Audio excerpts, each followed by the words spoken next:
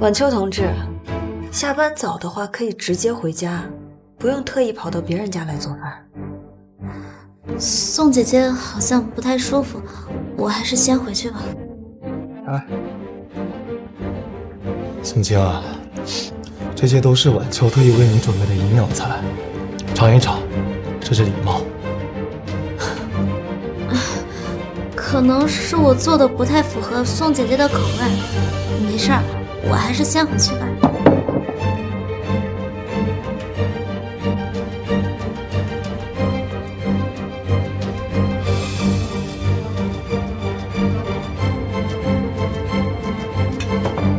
一口汤而已，喝一口，别把场面搞砸。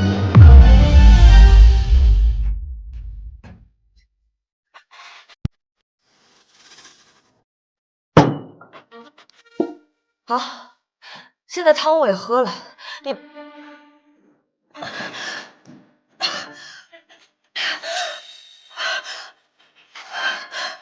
这汤里放了什么？是不是有豆油？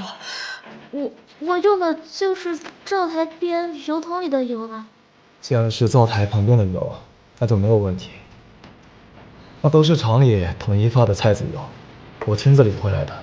沈客，我还是分得清豆油味和菜油味，不是知道我豆油过敏吗？宋青啊，说话要讲事实，摆正直。家里从来都不买豆油，而且晚秋初来乍到，他也不能凭空变出豆油来。你平时在村里给乡亲们看病，一向耐心周到，怎么回到家里反而对家属院的同志这么大疑心啊？沈大哥，都怪我，肯定是我锅没刷干净。宋青姐姐她是医生，讲究多，是我做的不够细致。林工当年在厂里为了设备，在车间熬了大半辈子。晚秋上我们家帮忙，这是情分。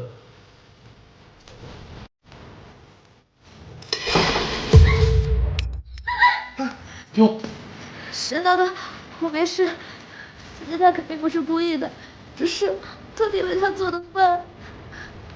宋青，你看看你现在的样子，给晚秋道歉。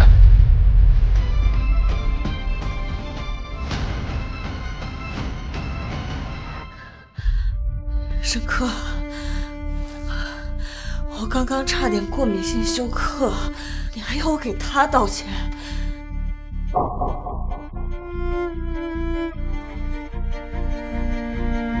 我们走。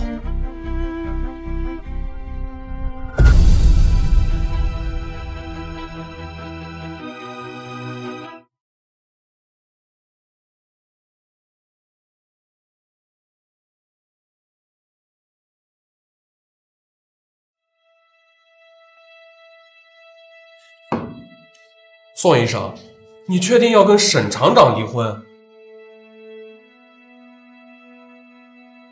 确定。麻烦按程序走。沈厂长可是省里重点培养的干部，你们俩离婚是需要上面出具感情破裂证明的。再说了，你们俩可一直都是咱们厂里的模范夫妻啊，怎么好端端的就5年前，沈客刚回厂主持技术改革，我在联谊会对他一见钟情，放弃了省医院的调令，和他结婚。沈厂长，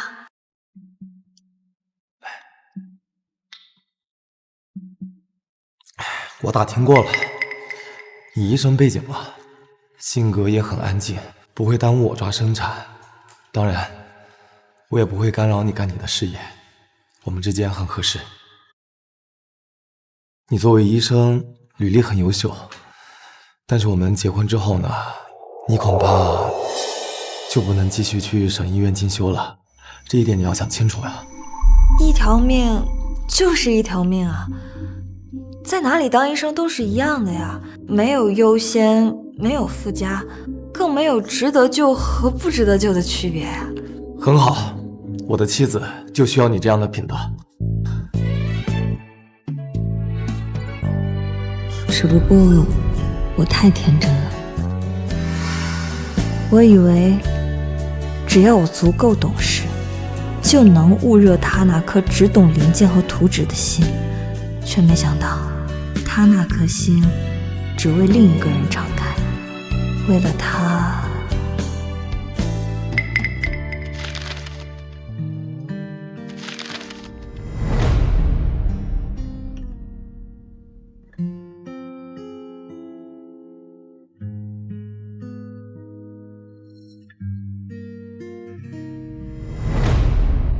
沈克间接导致我弟弟死亡，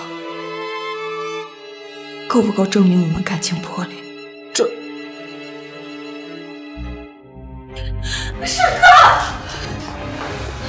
沈克，我弟弟去山后塌房去送药，结果失联了。我求你，能不能帮忙我调一下厂里的吉普车，带我去山上找找他呀？厂里的车是公产，公车私用是红线，我不能带这个头。可是山路断了呀，一般的车根本就进不去。我只有我弟这么一个亲人，况且他还是替我送药才出事。行了，我已经打电话给县里的救援队了，他们会去的。但是你不能因为你是厂长夫人就想搞特殊化。厂长，林晚秋同志从县城逛街回来了，给厂里老员工带了很多慰问品，但是现在在车站把脚给崴了，没车回来。行了，我知道了，我亲自去接。沈克，你不是说不能公车私用吗？晚秋是公事出差，这是公事儿。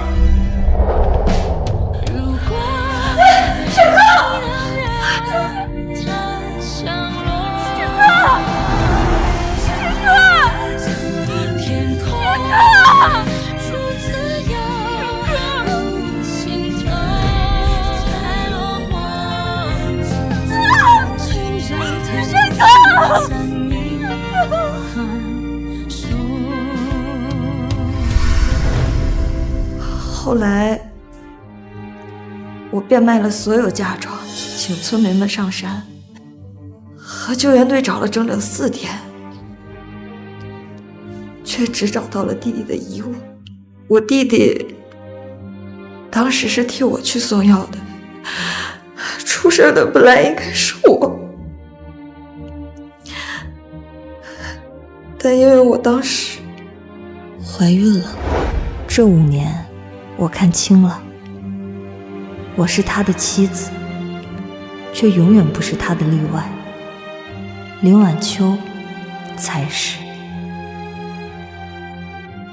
我明白了，宋医生，但流程最快需要1个月才能批下来。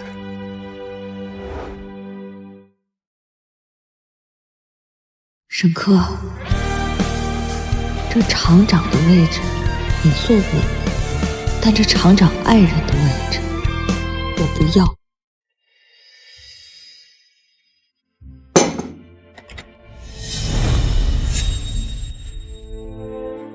宋晶，你弟弟的事儿我很遗憾，但是我作为厂长必须要按规章办事，希望你理解我的难处。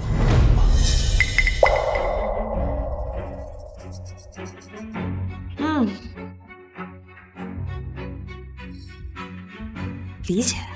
所以我弟失踪，你连一辆车都不愿意派；而林晚秋低血糖，你停掉了整个车间的巡检去送他，这也是规章。那不一样。林晚秋的父亲老林工，他是咱们厂的功勋技术员，他留下来的3项专利技术，到现在还撑着咱们厂的产值呢。而且组织上交代过，对于像林工这样牺牲在岗位的老同志家属，我们必须要给予全方位的关怀。厂里有5名孤老，3名残疾工后代，但你的人文关怀好像只给过他1个人。宋清，你什么时候变得这么无理取闹了？以后不会了，你想怎么关怀，都是你的自由。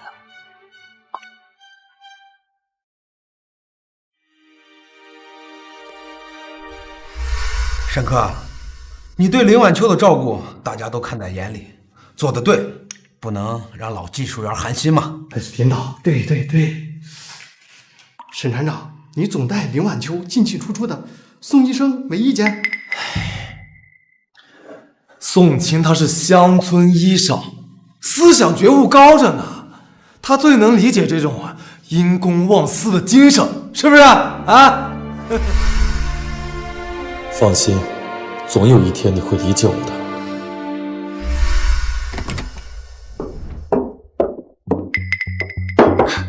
宋姐姐回来了，沈大哥说你最近出诊辛苦，我特地做了这些来看望你，快坐。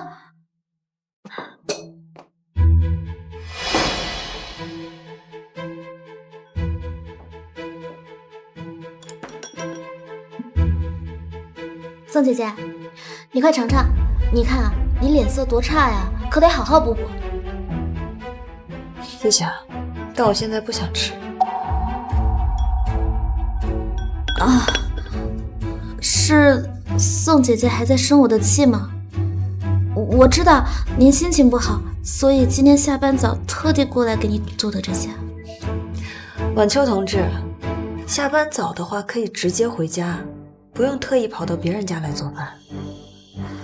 宋姐姐好像不太舒服，我还是先回去吧。宋清啊，这些都是晚秋特意为你准备的营养菜，尝一尝，这是礼貌。可能是我做的不太符合宋姐姐的口味，没事儿，我还是先回去吧。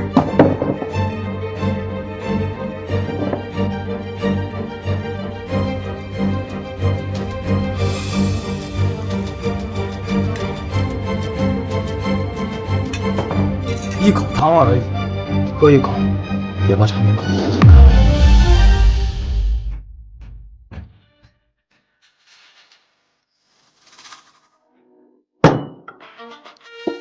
好，现在汤我也喝了，你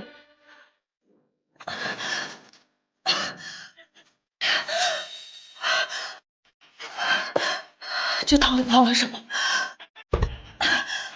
是不是有豆油？我用的就是灶台边油桶里的油啊。既然是灶台旁边的油，那就没有问题。那都是厂里统一发的菜籽油，我亲自领回来的。沈克，我还是分得清豆油味和菜油味的，不是知道我豆油过敏吗？宋清，说话要讲事实，摆正题。家里从来都不买豆油，而且晚秋初来乍到，他也不能凭空变出豆油来。你平时在村里给乡亲们看病，一向耐心周到，怎么回到家里反而对家属院的同志这么大疑心啊？沈大哥，都怪我，肯定是我锅没刷干净。冬青姐姐她是医生，讲究多，是我做的不够细致。林工当年在厂里为了设备，在车间熬了大半辈子，晚秋上我们家帮忙，这是情分。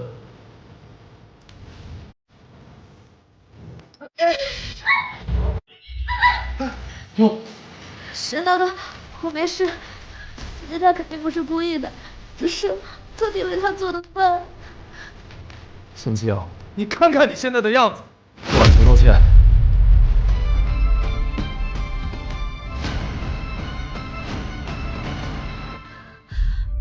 沈克，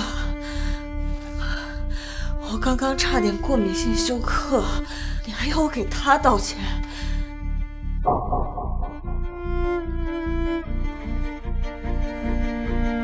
我们走。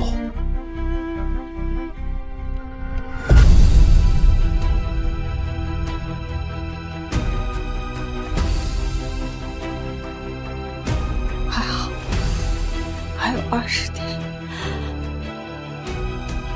就彻底结束了。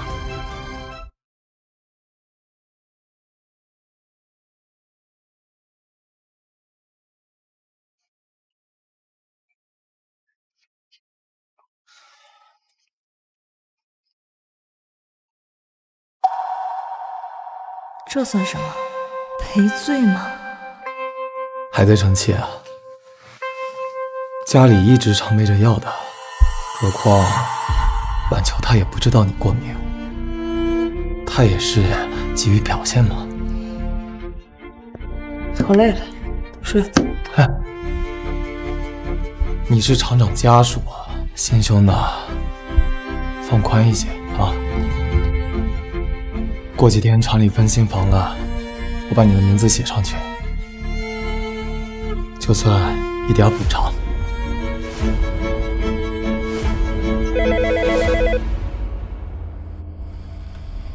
喂，沈厂长，3号车间起火，火势正在往化工厂蔓延。马上启动1级应急预案，我3分钟到。这栋房子年久失修，如果火势控制不住，很有可能波及这里。你马上下楼去坤地待命，不要乱跑。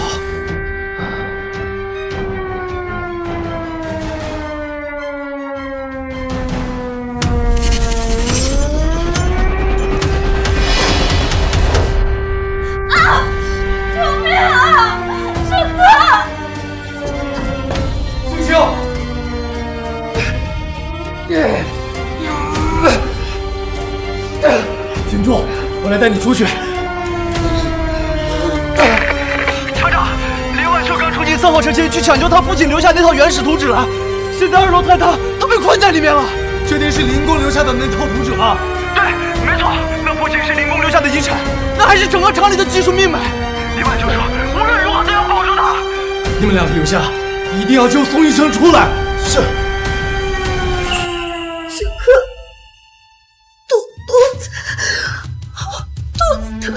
宋清，图纸是全厂人的心血，晚秋他是公事，你作为医生，应该能理解我此时的选择。对不起。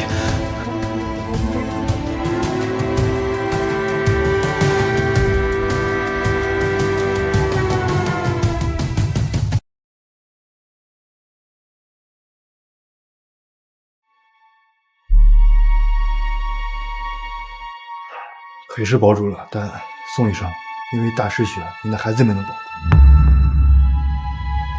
可能这个孩子也不愿诞生在没有爱的家庭里吧。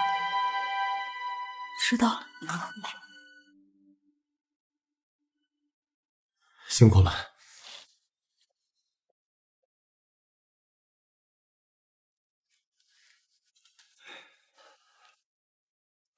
图纸保住了。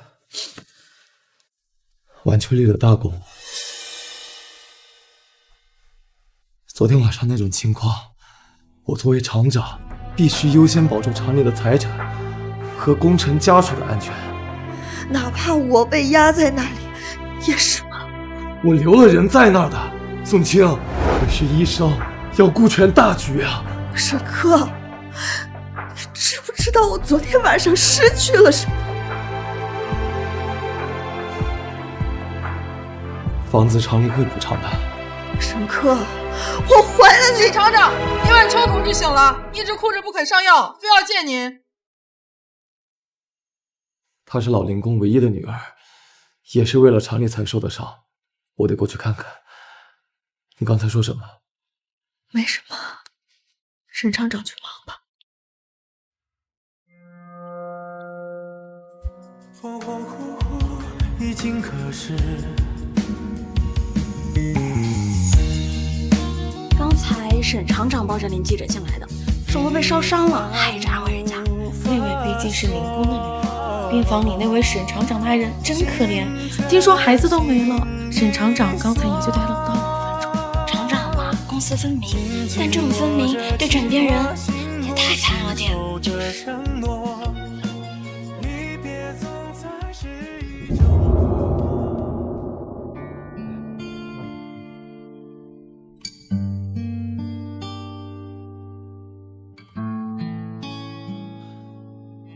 这是厂里新盖的专家楼，2楼也方便你出入。宋清啊，之前的事情就让它过去吧，我们重新开始。沈科，你知道吗？这是用我的伤痛换来的房子，这里的每一块砖都让我觉得刺骨的冷。来了。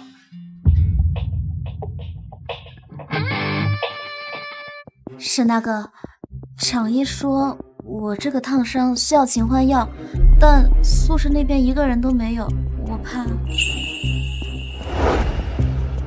进来吧。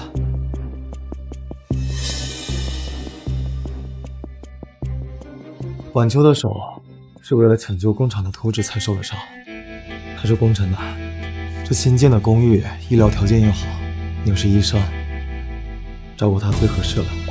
这既是组织的要求，也是我的意思。宋姐姐，沈大哥说你医德高尚，应该不会介意我打扰的，对吧？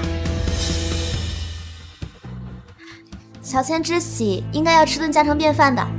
我父亲常说呀，食物可以治愈一切。哎，我帮你。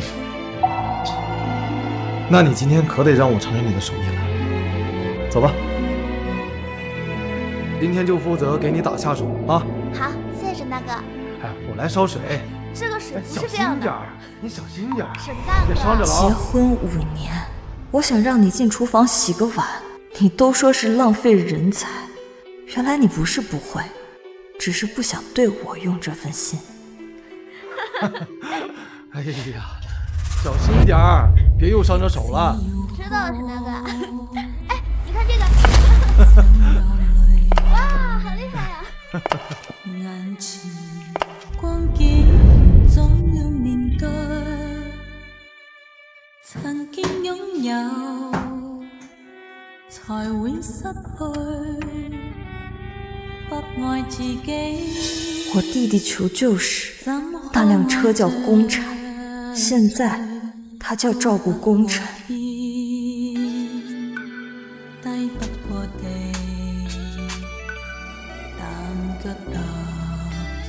起總算完美，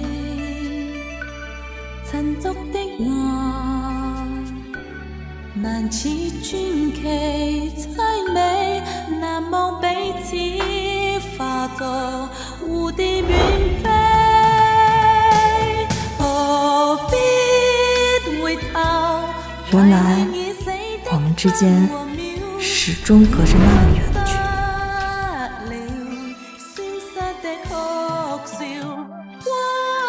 还有不到20天，离职和离婚手续就该一起办下来。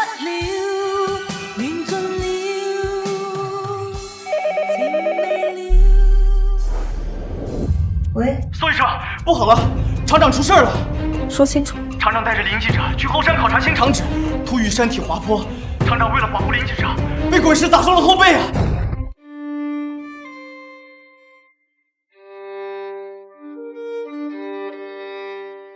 宋医生，你总算来了。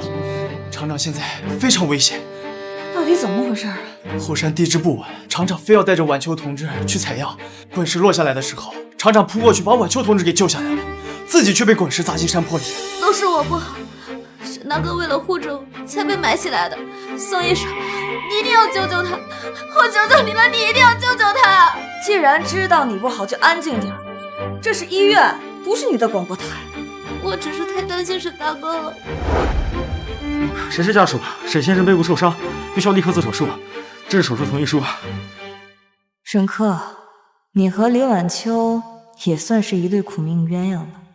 可惜啊，你的家属签名还得我来。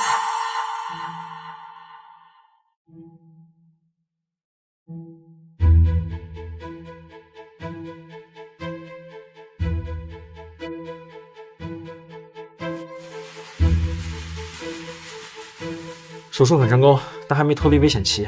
接下来48小时非常关键，家属一定要贴身观察，一旦发现有苏醒的情况，一定要及时通知我们。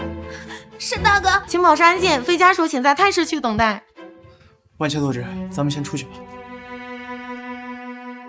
乔建伟，那个播音员哭得跟什么似的，不知道的还以为是他男人呢。哎，这还用说？走。这事儿家属院传遍了，沈厂长公司喷圆一辈子，唯独在这林晚秋身上回回复理。毕竟他爱人是组织安排的，两人没什么感情的。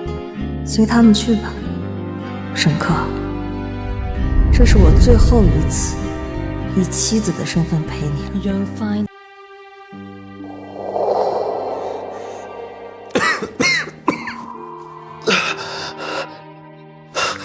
网球呢？他有没有事儿？他好得很，在隔壁病房吃水果呢。倒是你，为了救他脊椎都骨折了，能把你救回来算你命大。他去采样，我作为厂长，有责任保障厂里技术人员的安全。行，我知道，你跟他只是纯洁的工友关系。以往这种时候，宋清早该哭着质问我和晚秋有关系了。今天怎么？下面8场林晚秋左手神经永久性损伤，不能恢复效秒了。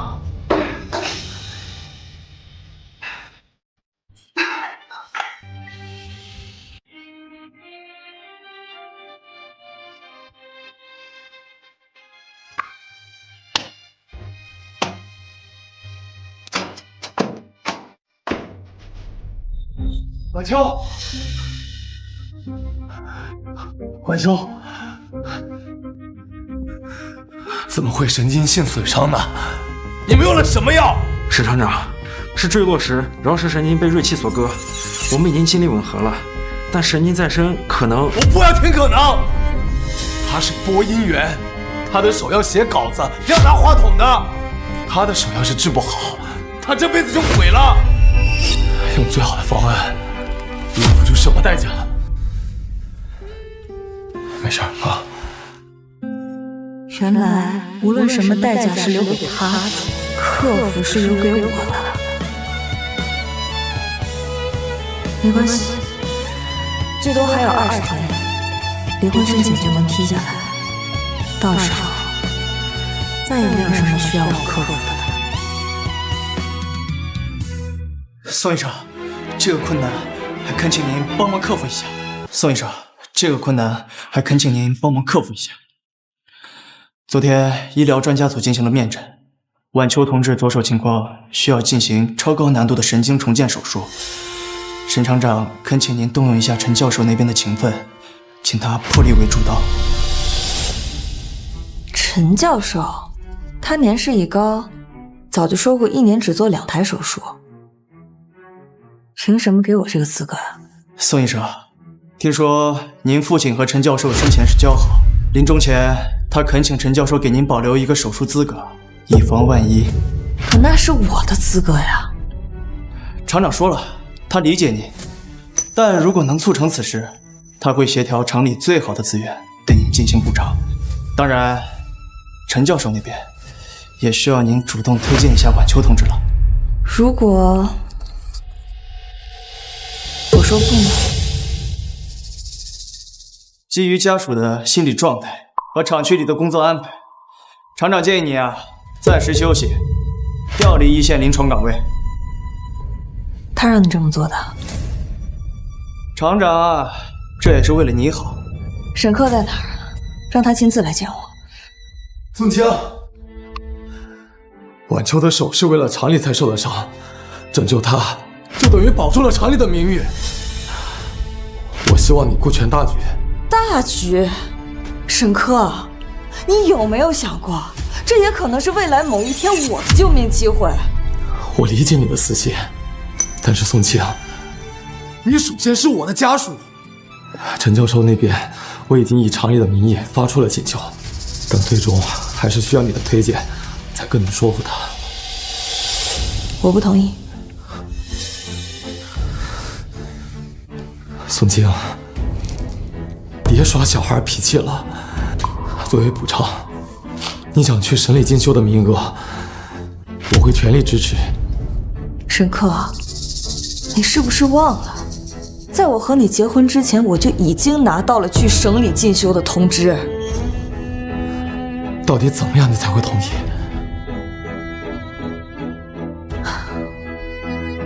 那就看看你能为了林晚秋同志做到什么程度了。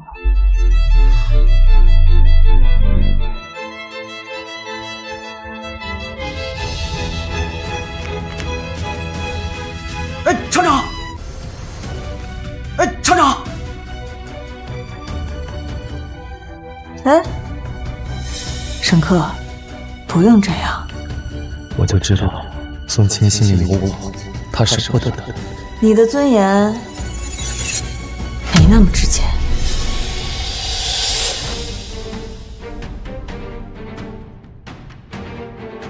算了，今天是离婚申请批准的最后一天，不能让他再纠缠下去。宋清，好好休息，一会儿回来陪你。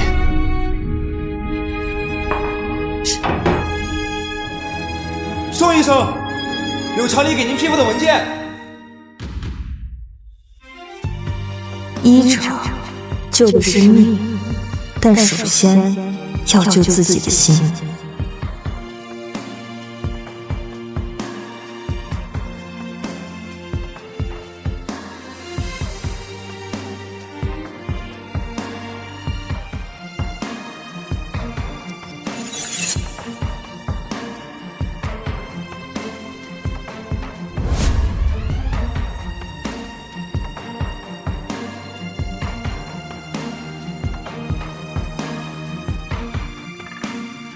没有沈克的新的人生，我来了。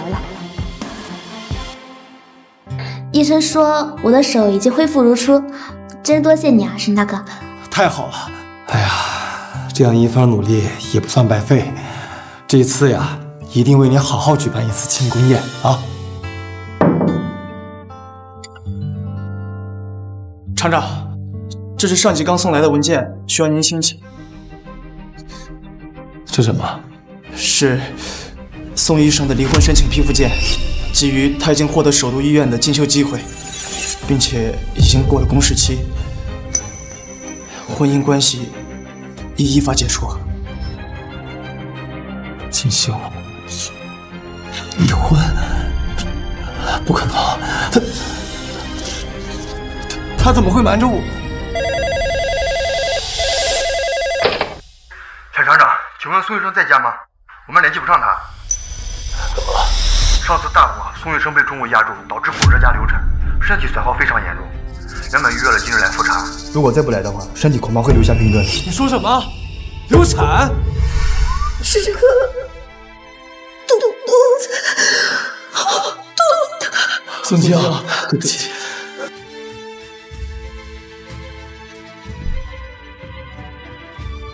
是啊，您不知道吗？当时情况很险，孩子都快成型了。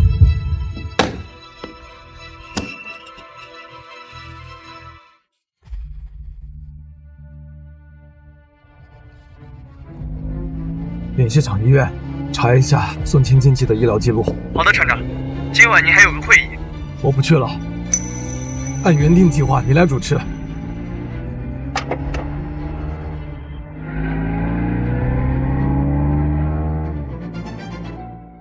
宋清，宋清，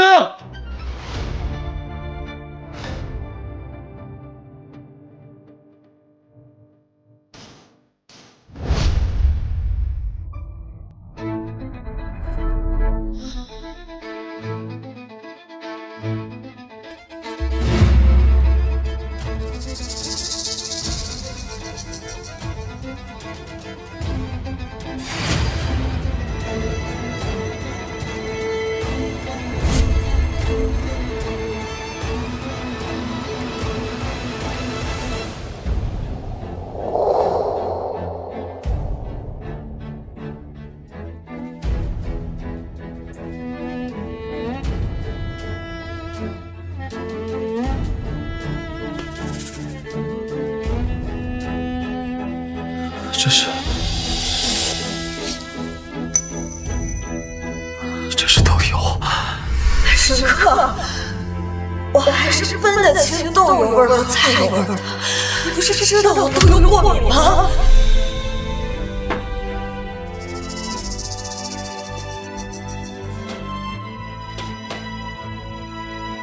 保卫科的人呢？到，沈厂长。宋医生呢？宋医生几个小时前出门去了。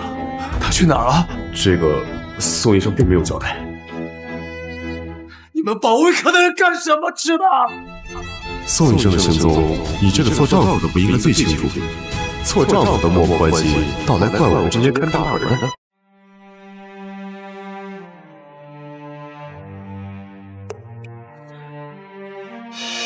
宋清，好好休息，一会儿回来陪你。宋清，难道你那个时候就已经准备好了？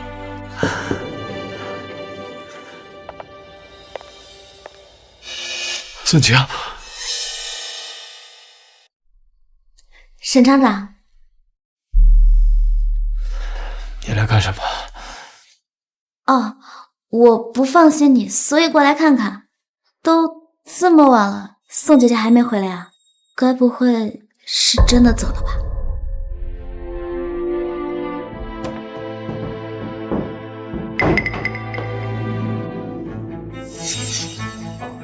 这是去年厂里联欢会我和他唯一的合影。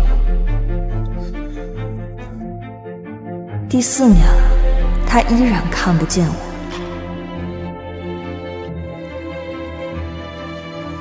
他连这张照片都没有带走。沈大哥，你在找什么？要我帮忙吗？这不是我们之间的合照吗？别碰！你出去！什么？我说出去！没关系，反正宋清不在，厂长家属的位置总要换人的。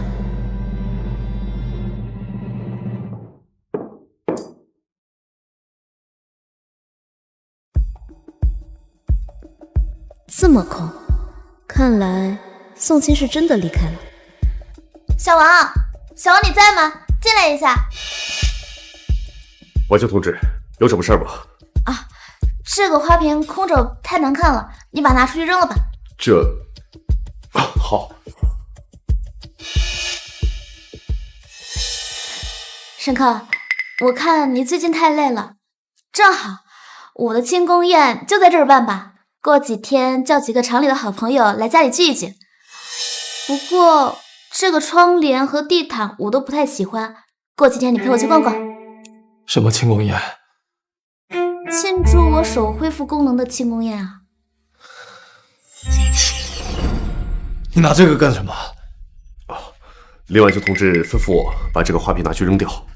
沈客，这个花瓶不好看，过几天我给你换个新的来。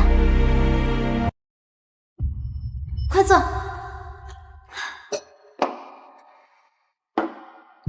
沈大哥，厂医说我这个烫伤需要勤换药，但宿舍那边一个人都没有，我怕。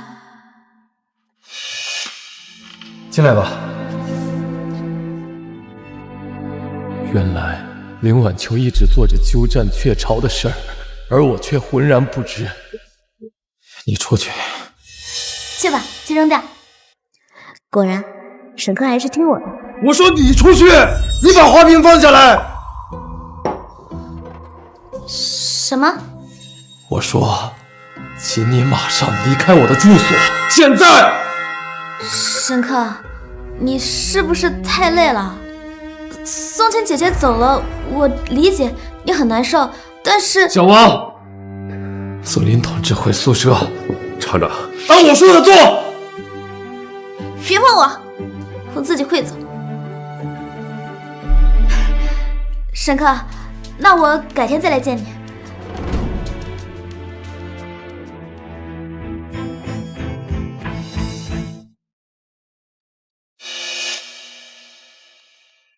听说沈厂长的爱人宋医生去首都医院学习了，早知道了，这消息啊都传遍了。而且呀，听说是打了离婚报告才走的。唉，早该走了，换作是我，一天都忍不了。那这下宋厂长不是跟林……哎，我看未必，他那着急的样子可不像是演的。也该他着急了，之前宋医生哪次不是为了他忙前顾后的？这沈厂长啊，确实是为了别的女人开绿灯呢，完全不考虑宋医生的感受。谁让那谁是老技术员的女儿，厂里照顾得很，谁不得看在面上礼让3分啊？那宋医生还是打了报告，组织承认的正牌夫人呢，那也比不过那谁呀。他一副大义凛然、公事公办的态度，其实该享受的一点没少。唉，沈厂长啊，肯定会后悔的。就是。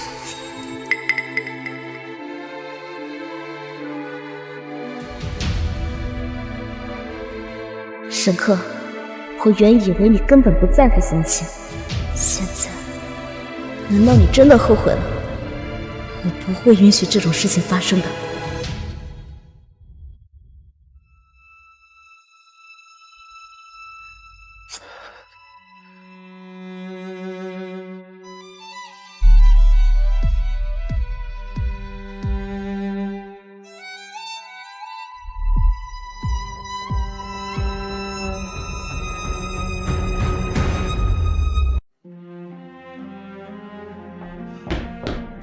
厂长，宋医生的医疗报告拿到了。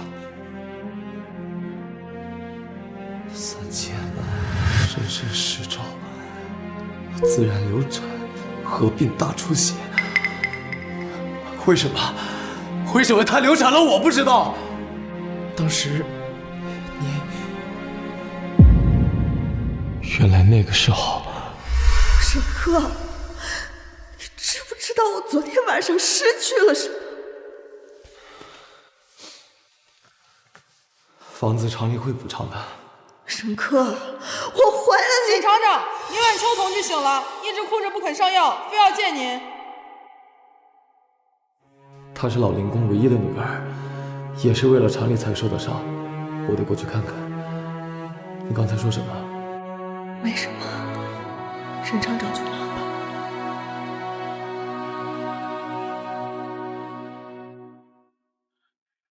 所以他收走了自己所有的物品，抹去在这个家的痕迹，突然不告而别，是要永远的离开我。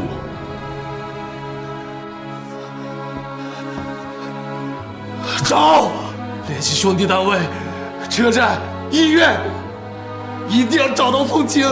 厂长，这不符合规定啊！我说了，立刻。是。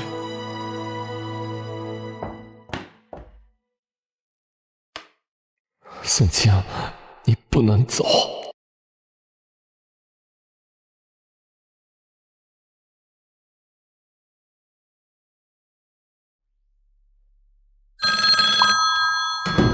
我是沈克，说。厂长，查到了宋医生的购票记录，是下午3点省城发往首都的快车。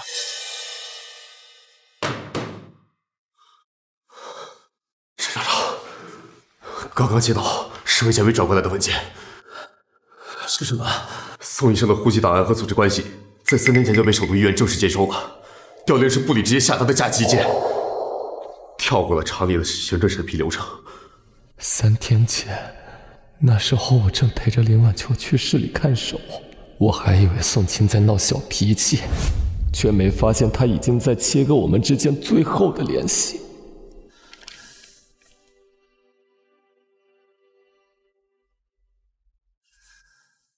准备车去省城。厂长，下午部里派来的技术专家组就到了，这关乎明年厂里的生产线扩建计划。告诉副厂长，让他全权负责。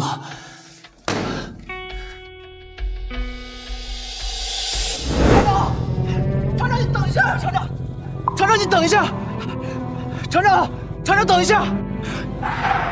厂长，您就算现在飞过去也来不及了呀！而且今天早上的会议非常重要，您不能缺席。告诉副厂长，就算天塌下来给我顶着。可是没有可是，出事了我一个人负责。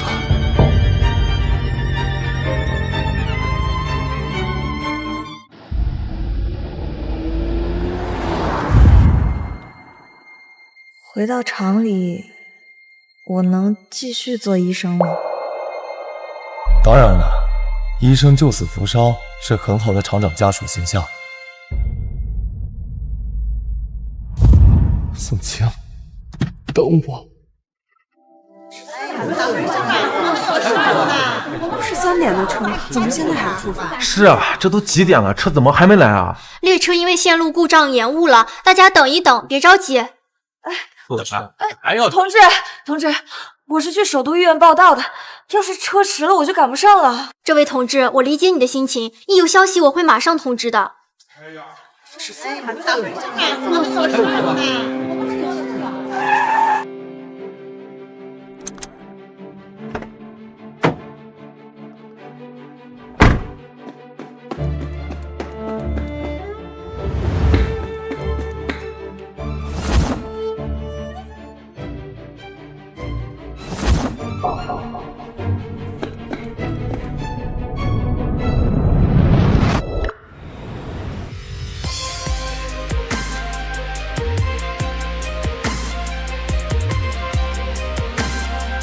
宋清，宋清。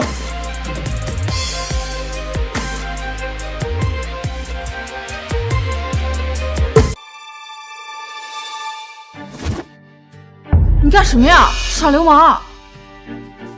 对不起，同志，认错人了。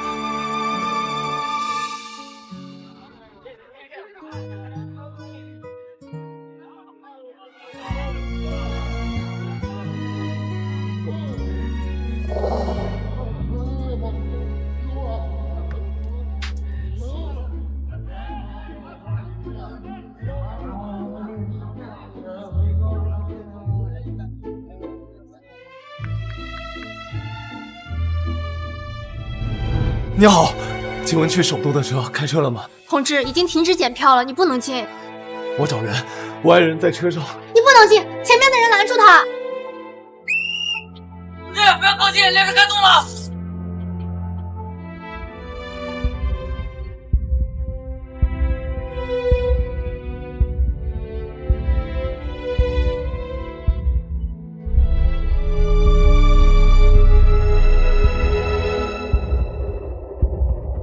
宋清。無情人做對孤錯，暫時渡過坎坷，苦海中不知獨處，至少互相依賴。字我已經簽好了，快拿去救你的林晚秋同志。宋清，那个时候你的手是不是也像现在这样抖？心也像现在这样痛。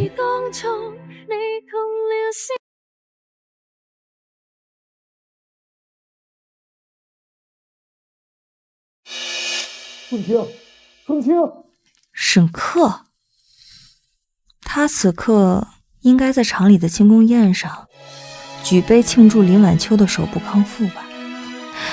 况且他的日程表从来都精确到分钟，怎么可能为了我这个已经签了字的前妻，浪费他宝贵的大局时间呢？再见了，曾经的厂长家属宋清。从今以后，我不再是谁的垫脚石，也不必再在糟糕的婚姻里委曲求全了。这列车到达首都之后，我只是我，医生宋清。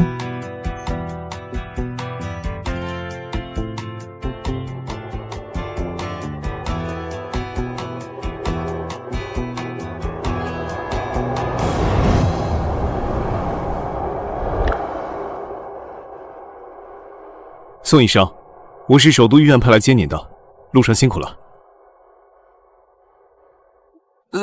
这位是我们急诊科的同事江巡，这个人吧有点不拘小节。宋医生，车已经准备好了，今天发生了一起连环车祸，院里忙，我们走吧。走。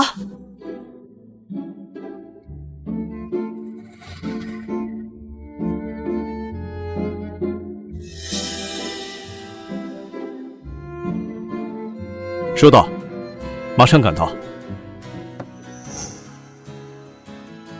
欢迎来到首都，宋医生，这里天地广阔，任你施展。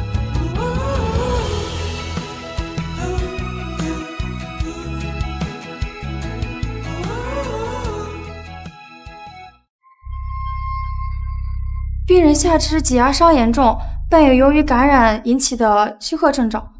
院长，我认为目前最稳妥的方案就是进行高位截肢。伤者已经出现毒素吸收中毒症状，保腿会拖垮全身脏器。截肢说的轻巧，我建议保守治疗，大剂量抗生素压制。那位红星机械厂来的宋医生，你站了半天了，有什么想法？乡下唱孔来的，估计也就见过缝合包扎吧。谁说不是？这么复杂的病例，院长怎么还问他的意见？我认为截肢和保守治疗都不是最优解。伤者的渗出物颜色偏暗，结合脉搏波形，我怀疑是隐匿性深筋膜间质综合征，所以应该立刻进行阶梯式减压，不需要大面积切开，而是精准定位压力点。这样既能保腿，又能通过物理手段引流毒素，减轻脏器负担。宋医生，这种微创减压在临床上极难操作，稍有不慎就有2次伤害。阶梯式减压，这个思路很有前瞻性。宋医生，你做过类似的尝试？我之前在矿上医疗队的时候，条件艰苦，通过这种方法保住过不少工友的腿。好，就按照宋医生的思路制定方案。你们几个跟宋医生讨论一下，拿出个初步方案来。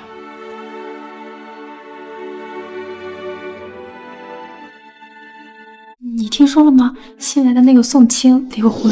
什么？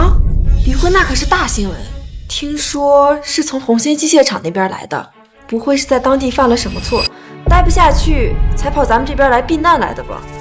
没准儿，你看他那天在江院长面前表现那么积极，一口一个阶梯式减压，我看他就是想出风头，好在咱们这扎根。怪不得他整天冷冰冰的，原来是有这种背景。江院长也真是的，怎么什么人都往咱们进修班里找？谁让人家会投机取巧呢？这说不定呀，背后找了什么关系？有时间聊八卦，看来你们真是不够累啊！让你们有功夫在这编排同事的私事。澄清一下，宋医生的离婚报告是组织批准的，光明正大。他来进修，靠的是红星厂5年上山下乡，营救病人的实际，不是靠嘴。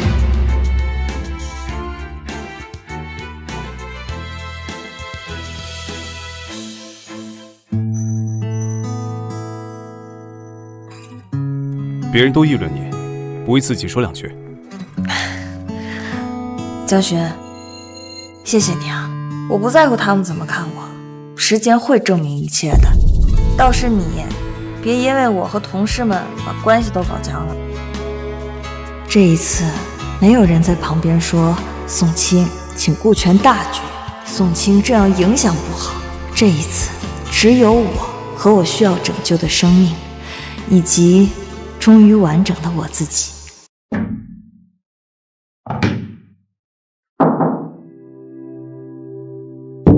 厂长，关于下个季度钢材采购的请示，您把合凤钢写成螺纹钢，数据核算也有问题，刚才被部里的技术组给退回来了，说这种问题不应该出现在您身上。以前厂长可是全系统最严谨的人，从来不会犯这种错误的。知道了。还有，这个是您后面几天的日程安排，已经帮您整理好了，您过目。明天你要去市里参加工业总结会，后天下午首都医院的专家组会来厂里指导矿区职业病的防治工作。首都医院？对，厂长，听说进修班的医生也会一起过来。专家的名单里有他吗？暂时还没看到宋医生的名字。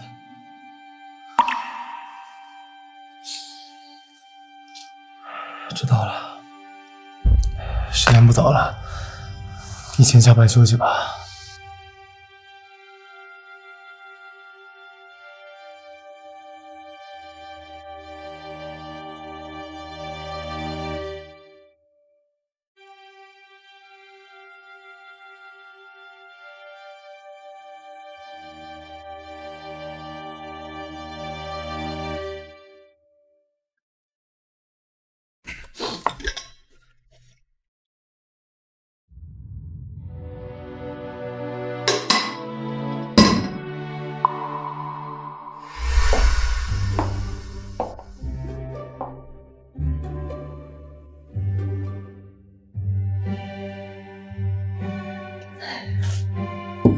别总喝浓茶，对胃不好。我给你加了点葡萄糖，温度刚好。就放着吧，厂里还有2个会，不要干扰我。知道了，沈大厂长，忙完记得喝啊。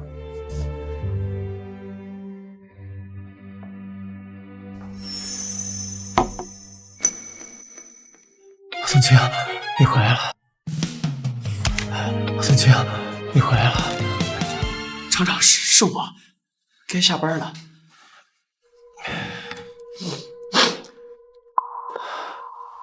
还没走啊？哦，刚才保卫科小王说您办公室灯还亮着，我过来看看。小薇啊，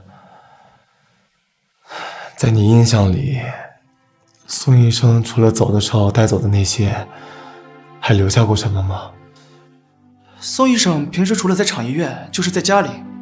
啊，不过我记得有一次佳琪去你家送件，看见他在书房整理一些厚厚的本子，好像是简报。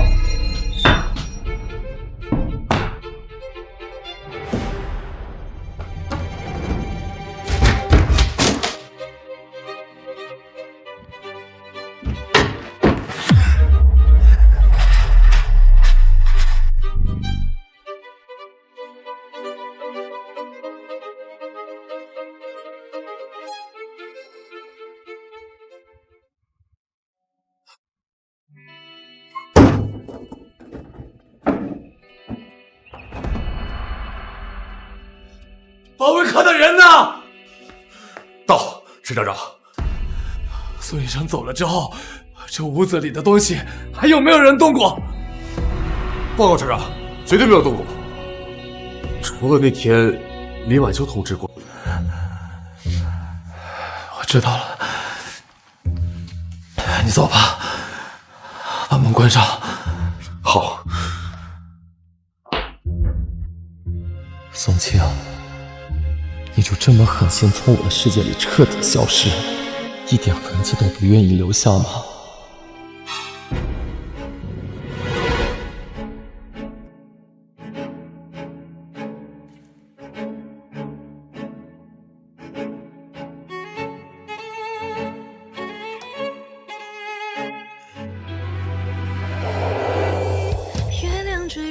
立马还是我们的结婚纪念日，我都快忘了，一直没改。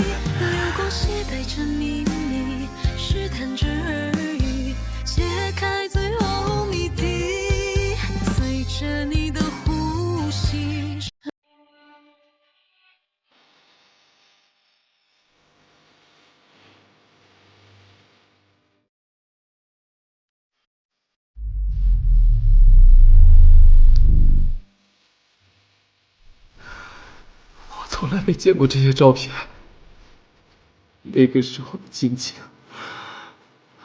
不是厂长的爱人，是小宋医生。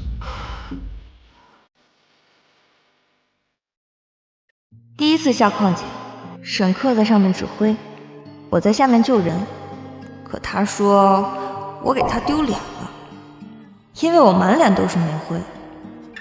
但其实我很开心，因为那条腿保住了。他今天真帅，为了让他上台时不胃疼，我熬了一夜的药，磨成了粉，掺进他的茶里。他没发现，还夸今天的茶不苦。但是那一次，你守夜连续36个小时没睡觉，最后在后台上晕倒了整整半个小时，都没有人发现。今天是我们结婚的3周年，厂里又收了表彰，但他好像很累。只有你才会看到我的疲惫。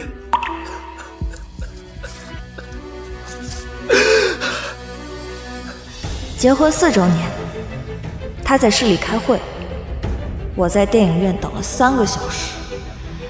电影散场时，他刚好带着林晚秋进来，说是厂里的招待任务。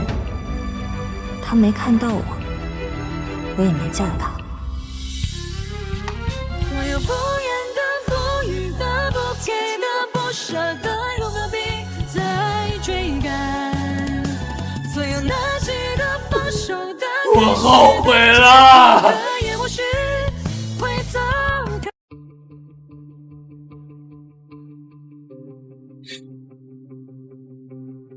马书记，沈科，听说宋医生申请离婚还批过了。是，咱们厂的领导岗位，家庭稳定是重要的考核指标。你明年就要提干了，这个时候闹离婚，影响不好。当初在联谊名单里，你一眼相中了宋医生，我以为你是拎得清的。宋医生出身医学世家，在厂里的那几年，无论是技术还是人品，那都是拔尖的，那才是真正的无私奉献啊！是我没做好。林晚秋同志虽然是遗孤，但不适合你。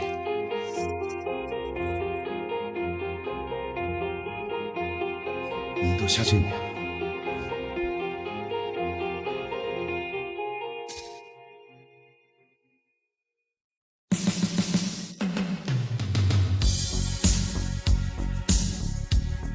这位是教育机构的家里使者。你好，小姐，幸会。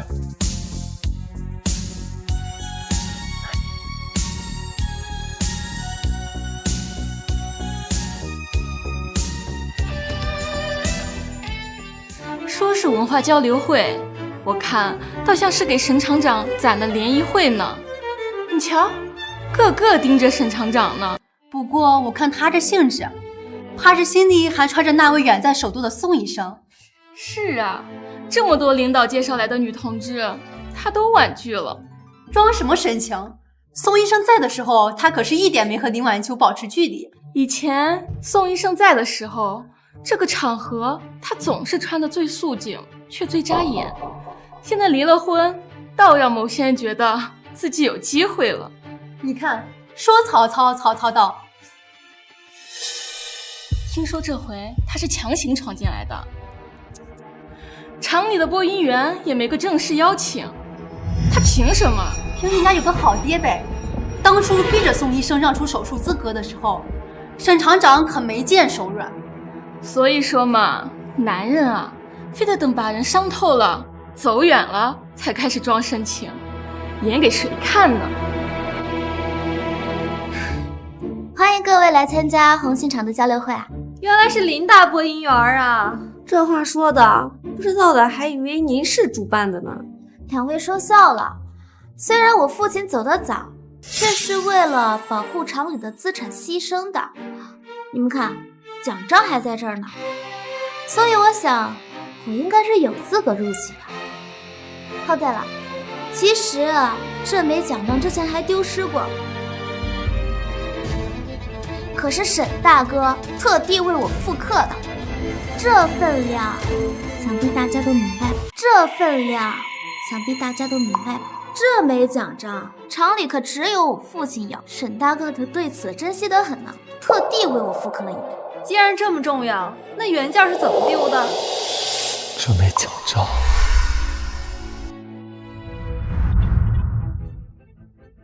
沈大哥，我父亲的奖章他不见了，我之前明明就放在保险柜里的。我这屋子平时也没人来的，怎么会丢东西啊？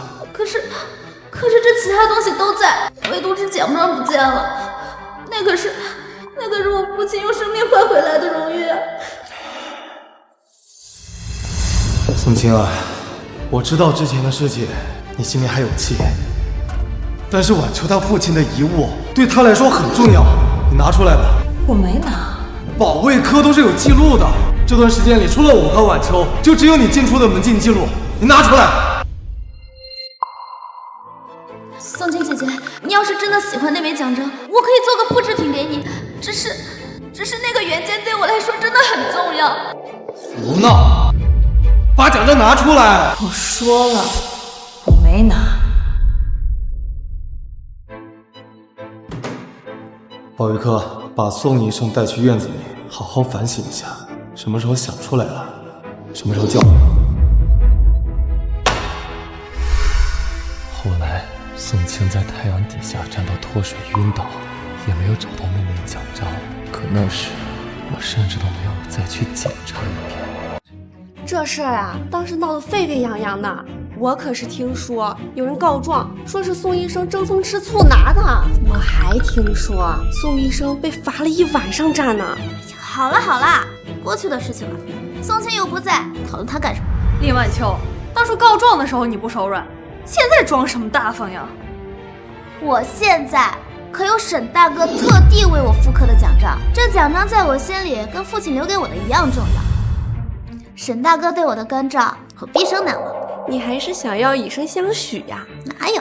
别装了，你一口一个沈大哥沈大哥的，不就是想给我们一个下马威，好告诉我们你有沈厂长罩着吗？宋清人善，当初没有跟你计较，不代表我们看不明白呀。对呀，沈厂长，你这是关照还是特权呢？你们胡说八道什么啊？沈厂长这也是为了厂里的荣誉。够了！二位，你们说的没错，我当初确实没有遵守规章制度。沈大哥，不守规矩不成方圆。林晚秋，我请问，是否收到本次活动的邀请函？没有。但是沈厂长，之前都是你直接带着我入场的。那就请你出去。什么？是因为宋清对不对？你还对他念念不忘？林晚秋，不是，宋清都已经走了，沈客，你没有必要对他愧疚。你没有资格提他的名字。你别忘了，是他当初给你写的推荐信，把手术资格让给你，你的手才恢复的。那也是你逼他的。字我已经签好了，快拿去救你的林晚秋同志吧。沈客，我知道你对我是有感情的，曾经我也以为你就是看在我父亲的面子上，对我像大哥哥一样照顾。但你特地来接我，带我出去，又在危难的时候把我护在身下。我对你仅仅是照顾遗孤的情分，而且我也说了，是我错了。我不信，我不信，你对我那么好，比宗庆好10000倍，在你心里我才是你妻子，对不对？你疯了，林晚秋！你疯了，林晚秋！少在这骗人了，沈客，你在这当什么情圣啊？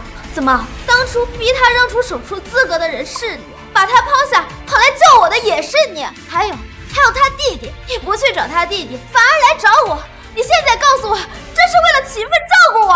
原来沈厂长还有这一面呢，可真会装，表面上是模范家庭，其实背地里早都烂透了。宋清也是个傻的，被这个装模作样的骗。我警告你，你指责我可以，不要羞辱宋清。宋清他在的时候，你眼里从来没有他，现在他走了，你倒维护上了，你脑子有病吧？闭嘴！保卫科，把林晚秋给我带走。下次没有我的允许，不要放无关的人进来。如果再像今天一样，什么人都可以随意闯进来，就是你们工作的失职。是。沈客，一定在开玩笑吧？宋清已经走了，没有人比我更爱你，没有人比我更爱你了。你放开！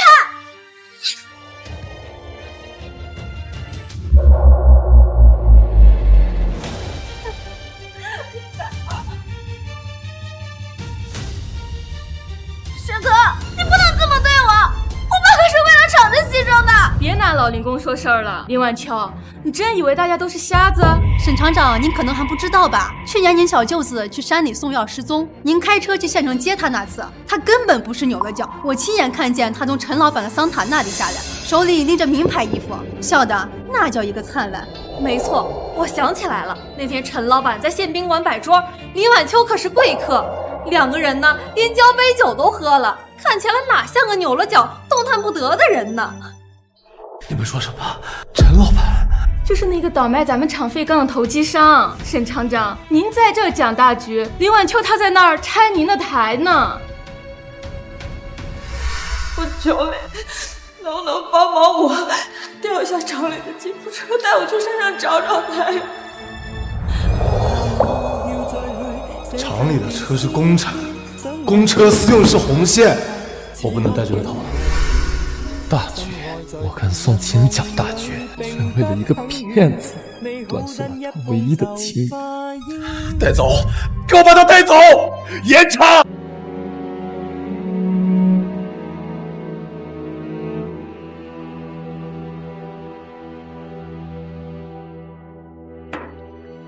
厂长，林晚秋的档案怎么处理？按照规章办事。他虚报私事，违规使用公车，私下接触投机商，该怎么处分就怎么处分。是。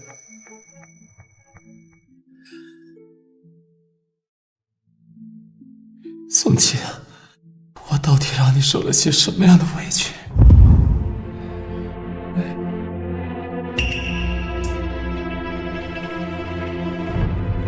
注意形象呀！厂长的爱人手上全是伤口，影响不好。去，洗干净。后来他再受伤，都会自己处理好，不让我看见。还有那一次。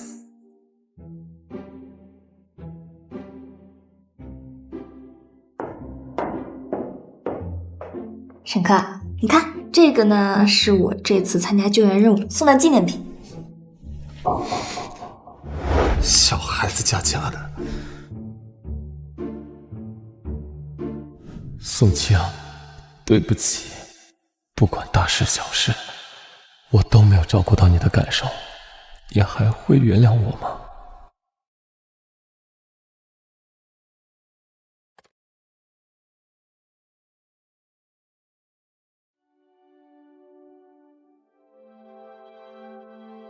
宋清，刚红星机械厂有人打电话找你，说自己是沈厂长。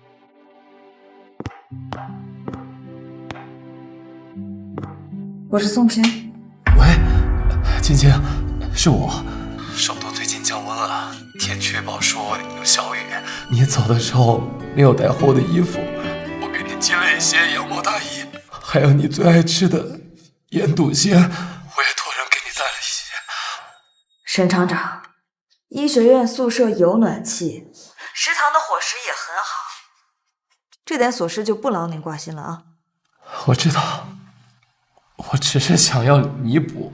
对了，林晚秋的事我已经知道了，让你受委屈了，厂里会处分他的。那是厂里的纪律，和我没有关系。对不起，你可不可以不要再生我的气了？沈厂长，如果您打电话过来只是为了说这些的话，那抱歉，我后面还有很多事，我的时间每分每秒都很宝贵，也请你不要在工作时间打这种私人电话。看来这沈厂长还挺闲的，都开始关心天气预报了。走吧，研讨会马上开始了。是的，开始好。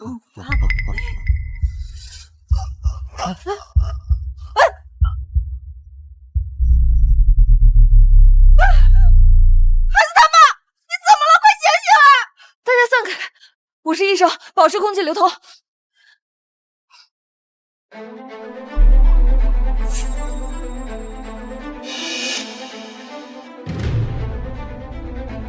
瞳孔不等大，对光反应迟钝。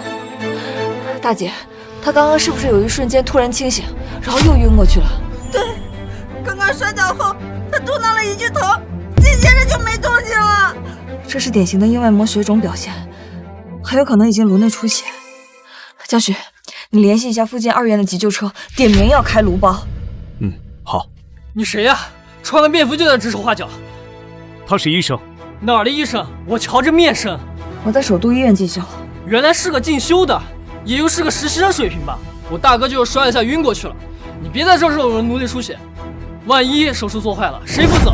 进修生怎么了？他救过的病人比你见过的猪还要多。要是现在不送医院，出了人命，你能负责吗？你行了，别争论了。患者已经开始呼吸不均匀了。大姐，你信我一次吧，人命真等不起。走，听这位医生。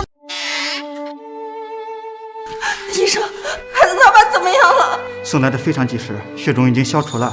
要是再晚10分钟，脑疝形成就真的救不回来了。是谁判断的颅内出血？医生，谢谢您，救命恩人呐！是啊，刚才我们还那么说话，就是真不是人啊！快起来，快起来！起来吧，起来吧。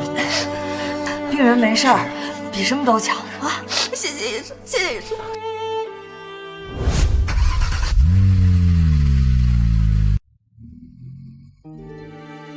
今天辛苦你了，我送你回宿舍吧。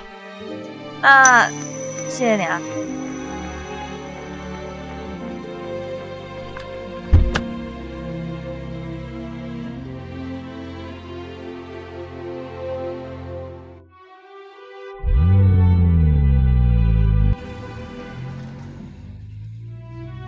宋医生，今天挺威风啊！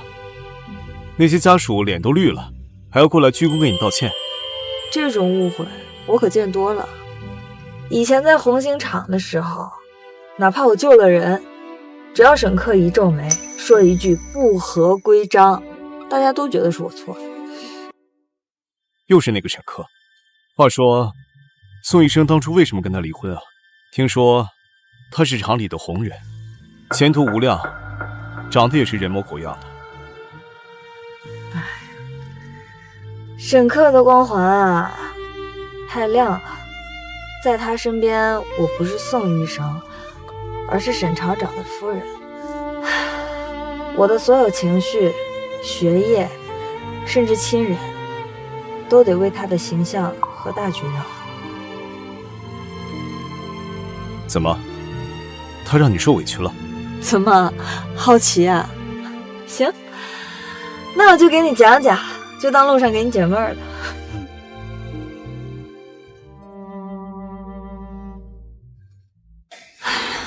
大概就是这样，所以我最对不起的就是我弟弟。你就这么一走了之，岂不是便宜了那对狗男女啊？无所谓啊，我不在乎。现在呢，我已经找到了自己的人生目标。沈克，你看看你最近都干了什么？当初我看你是厂里的技术骨干，年纪轻轻当上厂长，我才把宋医生介绍给你。结果呢？书记，是我没处理好家务事。只有家务事吗？上次特地为你举办的联谊会，你不愿意也就算了。这林晚秋是怎么回事？现在有人已经把厂里这几年保卫科的出车记录、招待所的报销单，还有林晚秋私自利用播音室收受好处的举报材料，全部都捅到我这儿了。你好好看看。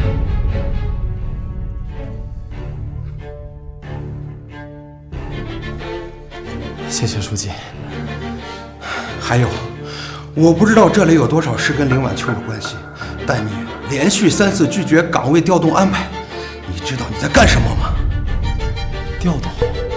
我当时以为是宋钦他想留在厂里，所以我才糊涂。宋医生是为了支持你的事业才毫无怨言。本来组织上想明年提拔你去省城，可你现在的名声，谁敢保你？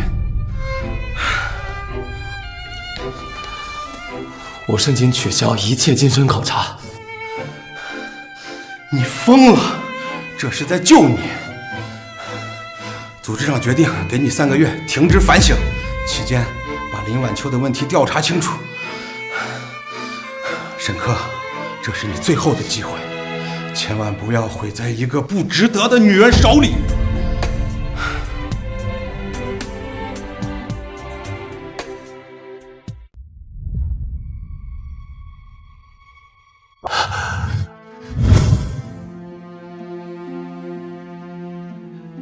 厂长，这是林播音员整理的广播站维修申请，说是有点小误会，不过已经解决了，只需要您走个流程。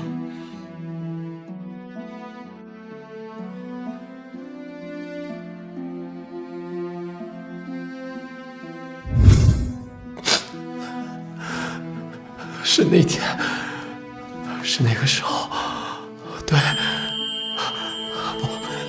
不可能，一定还有更多的材料。一定还有更多的材料。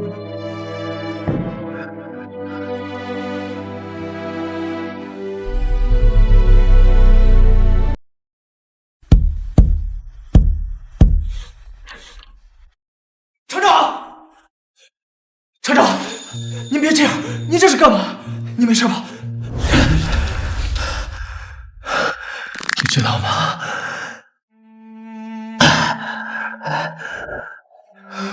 这里是厂里的车辆使用记录。林晚秋用厂里的吉普车去县城买东西27次，而同一时期，宋清却为了救一个意外烫伤的小孩，向我申请用车，却被我以用车私用是红线拒绝了。厂长，这都是当时您亲自下的命令。我算什么铁面无私？我这分明是厚颜无耻！厂长，我也有错。不，你只是履行我的命令。我到底干了些什么呀？我自诩铁面无私，却处处是偏心。他们说的没错，这根本就不是照顾，这是特权。厂长，其实还有一件事儿。前几年，厂里收到过关于老林工的举报信，说是他为保护厂里财产而死的事，有待核实。什么？老林工不是为了保住锅炉吗？举报信里说，是因为当时老林值班违规喝酒引发的火灾。他进去是为了抢救他私藏的财产，但当时林晚秋说是别人嫉妒他，所以这个事情最后就没有再上报处理。给我继续查，每一方每一页都不要放过，这一次我一定要查清楚。是。等等，还有一件事，这次调查结束之后，我会主动请求辞去厂长职务。什么？为什么？书记不是给您时间处理了吗？我必须要辞职，我要去首都见他。如果我还顶着厂长这一个头衔，我每次去见他都会被解读为公事。我不想再以这些虚伪的借口去面对他。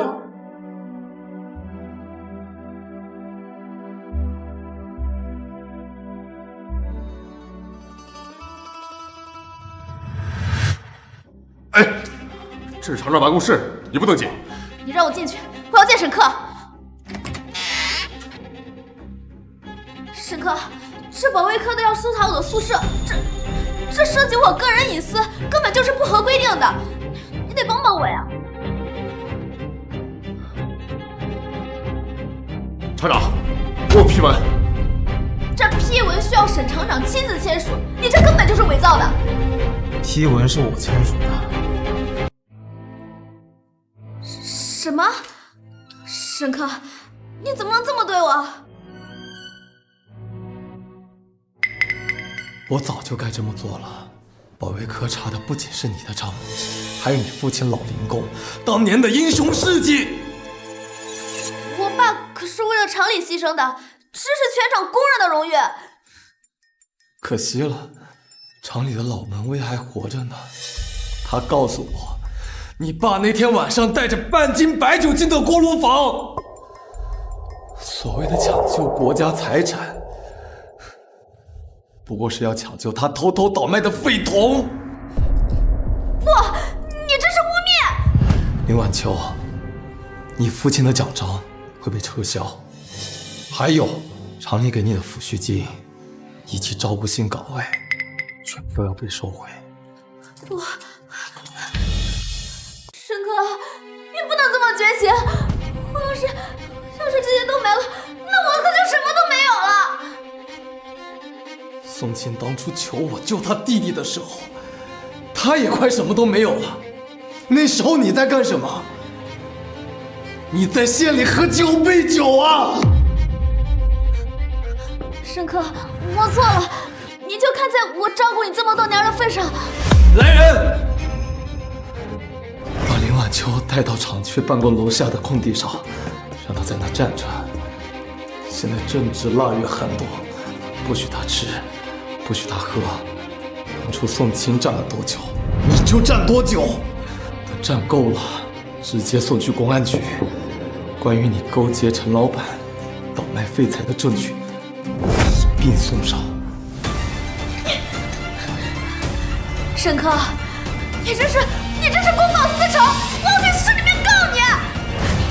你就为了一个不要你的女人，你就要毁了我！世子，带走！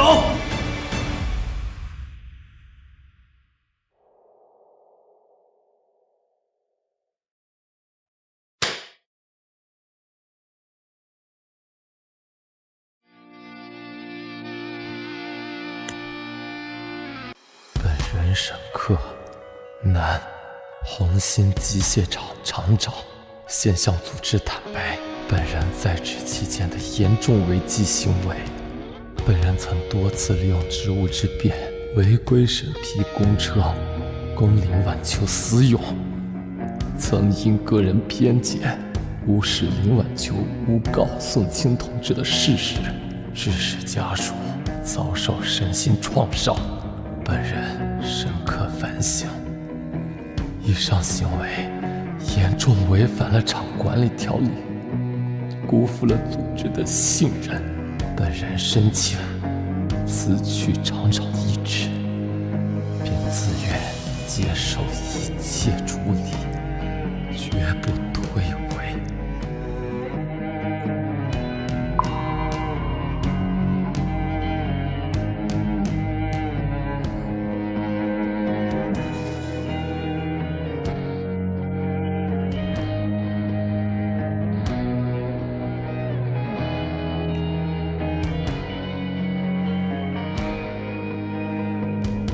这是我工作这么多年攒下的全部积蓄，现在他们应该去能救命的地方。宋清同志，你作为医生，履历很优秀，但是我们结婚之后呢，你恐怕就不能继续去省医院进修了，这一点你要想清楚呀。一条命就是一条命啊，在哪里当医生都是一样的呀，没有优先，没有附加，更没有值得救和不值得救的区别呀。很好，我的妻子就需要你这样的品德。只不过太天真了，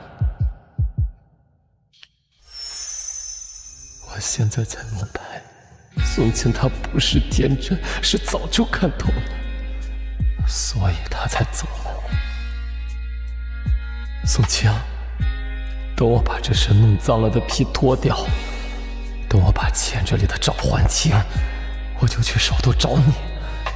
到时候你会原谅我吗？情况怎么样？伤口还痛吗？宋医生，你来了。我家先生今天好多了，伤口恢复良好，过段时间应该就可以拆线了。真是太谢谢宋医生了，要不是你那天在路边一眼就看出我是颅内出血，我这命就交代了。这个阶段可不能大意，家属也要注意啊，给他及时翻身，防止压疮。有宋医生在，我就安心了，我一定会好起来的。不光是我，他们对你也很上心啊，你应该多谢谢护士他们。是，多谢这位护士一直在照顾我。你呀，确实要谢谢宋医生的妙手回春。当时要不是宋医生坚持，宋医生，外面有人找你。不急的话，让他先等一下吧，我查完房就过去。怎么了？就说宋医生现在在忙，让他等等。他说他是宋医生的爱人，叫沈克。先生，你不能进，这里是病房区域。洪清，让开！洪清，宋清，我终于找到你了。你先去忙吧。好。晶晶，我知道错了，你原谅我好不好？这里是医院，你要是来看病的，请去挂号处。你在说什么呀？我是你的丈夫呀！丈夫？我哪来的丈夫啊？我的丈夫早就死了，死在他对压在废墟下的我不管不顾，扭头去救别的女人的时候。你是我第一眼就看中的人，是我这辈子唯一认定的妻子。这里没有你的妻子。你不要生我气了好不好？我知道你受了很多的委屈，关于林晚秋的事情，我可以解释的，我已经……苏晴，你听我说呀！放开他！你没事吧？这位先生，这里是医院病房，如果你继续在这里闹事，别怪我不客气。这是我和宋医生的家事，和你没有关系。纠缠医院工作人员，干扰医院秩序，这不再是家事，这是公事。这位大夫，我不知道你叫什么名字，但是我是宋医生的丈夫，我没有恶意，我也没有想要扰乱秩序，我说几句话就走。哦，原来你就是宋医生的前夫。我们之间确实有些误会，但不是你想的那样的。我想的什么样？是你面对重伤的妻子扭头就走，去营救别的女人，还是冷血的无视妻子，营救亲生弟弟，害得他惨死？关你什么事儿？我是在和宋金解释。够了，我还有很多事要忙，你先回去吧，行吗？江雪，麻烦你请他出去，我不想把精力浪费在这些毫无意义的事情上。宋清，宋清，沈厂长，你也是青年才俊，我给你留点面子，请你自己出去，否则别怪我动粗。你是什么人？这是我和宋清的家事儿，关你什么事？医院的事情就跟我有关系，而且宋清他不想见你，请沈厂长看清楚了，这里是医院，不是你的红星机械厂，你的权威在这里没有用。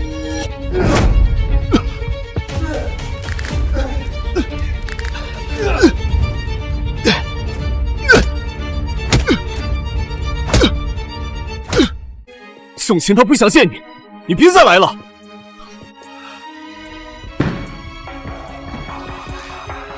宋清，我抛弃一切来这里找你，我不会放弃的。宋清，宋清，我知道你心里还有气，但是你听我解释好不好？你怎么还赖着不走？我真的知道错了，宋清，我已经抛下我打拼的一切过来找你，请你相信我。抛下一切？对，你说的没错，是我没有坚守住原则，我不配当这个厂长。宋清，这是我的赎罪。我不需要你为我赎罪，别说的好像什么都为了我一样。那林晚秋呢？他的事情我也调查了。沈克，无论你做什么事，我们两个都已经没关系了，放手吧。金青，你叫我名字了，金青，我就知道你对我还是有感情的，你心里还是有我的，对不对？你要怎么样才能原谅我？你说，我愿意放下尊严，我可以做一件事情。我说了，你的尊严没那么值钱。宋清，宋清，你还在生我气？还是说你已经爱上了别的男人？是他吗？江雪，不是沈克，你有完没完？我和江雪只是普通的同事。再说了，我和别人怎么样和你有关系吗？你这么快就爱上了别的男人？江雪他有什么好的啊？你是因为林晚秋，所以才故意找个男人报复给我看的，对不对？你能不能冷静一点？我说过很多次了，我和你已经没有任何关系了，沈克，我们已经结束了。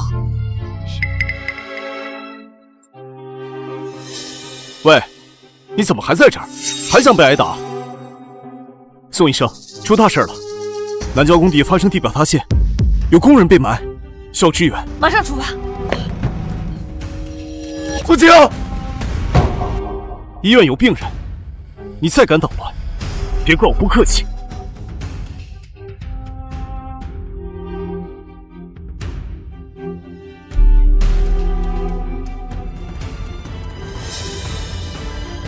宋清，和你并肩同行的人只能是我。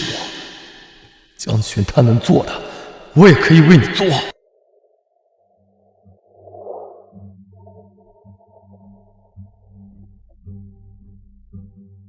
师傅，跟上前面的2救护车。好。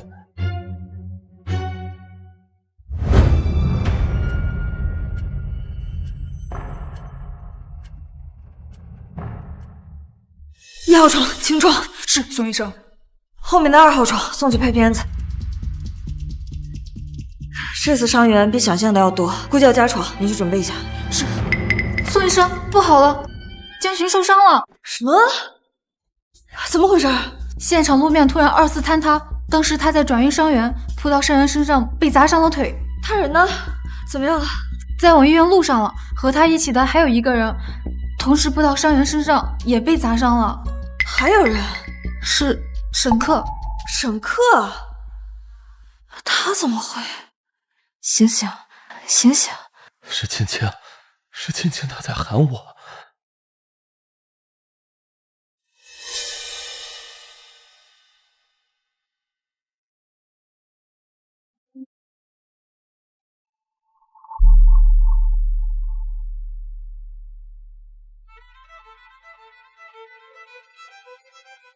醒醒，老公，醒醒！青青在喊我，她在关心我，我要醒过来。醒醒，江巡，快醒醒，醒醒！她还是没有原谅我，她宁愿去关心一个外人。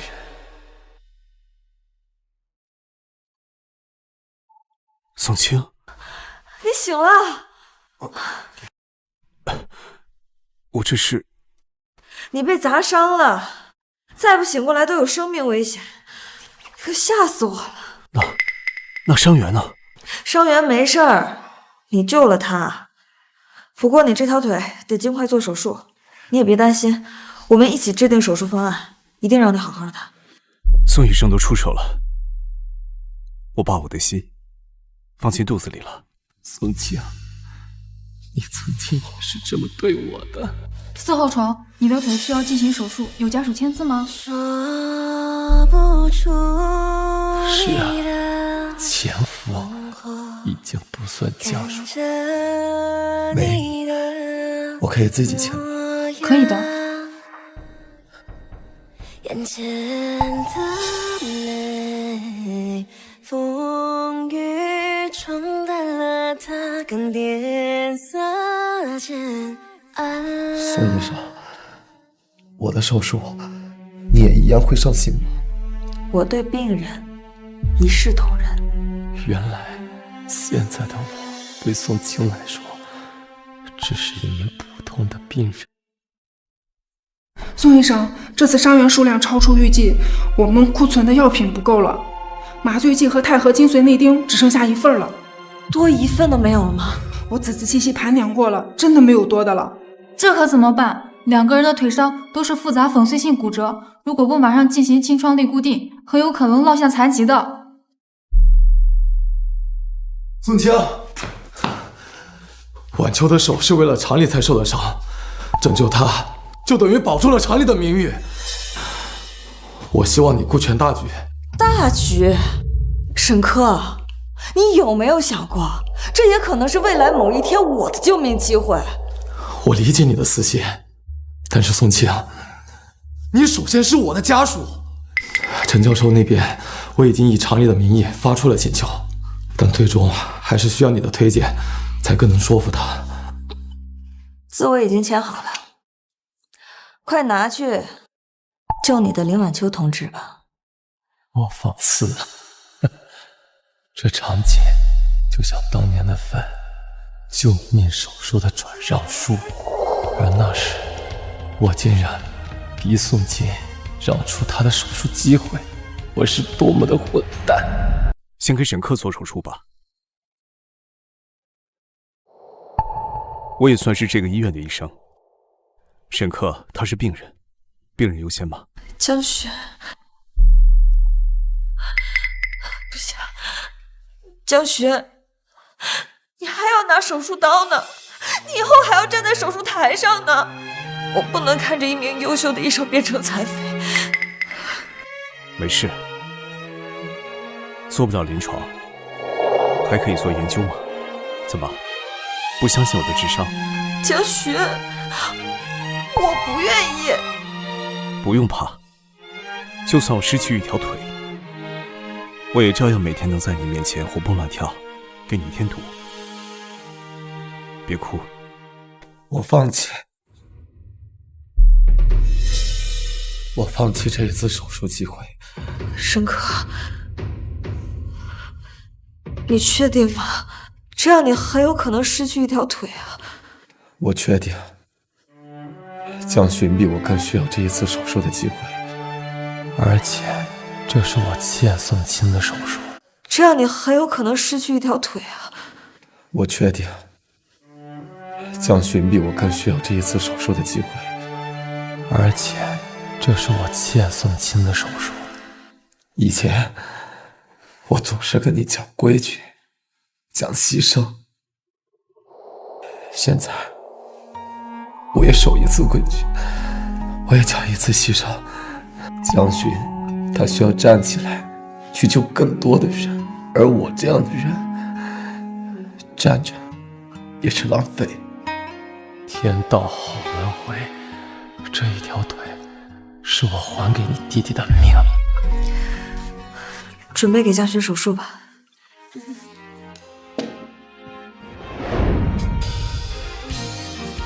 青青，我这样做能不能换你心里的那块冰稍微化掉一点点？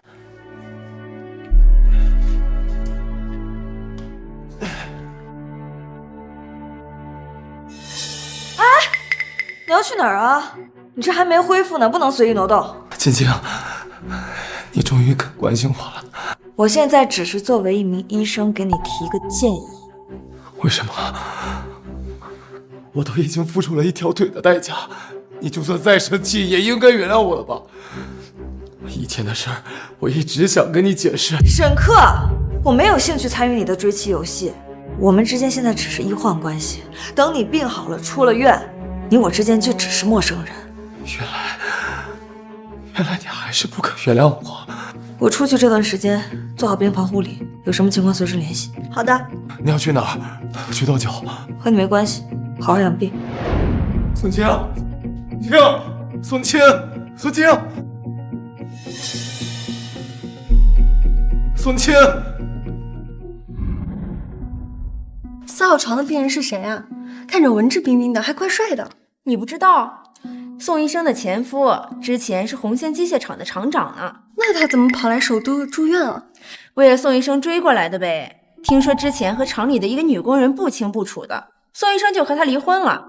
原来是个负心汉，亏我之前还可怜他一条腿残疾。是啊，我看现在宋医生和江寻的感情越来越好了，这位怕是赔了夫人又折兵。4号床沈克在吗？有电话找。宋清，是宋清打电话来关心我了吗？喂，是沈克吗？你的父亲突发脑溢血，在 A 市第一医院抢救中，赶快来一趟。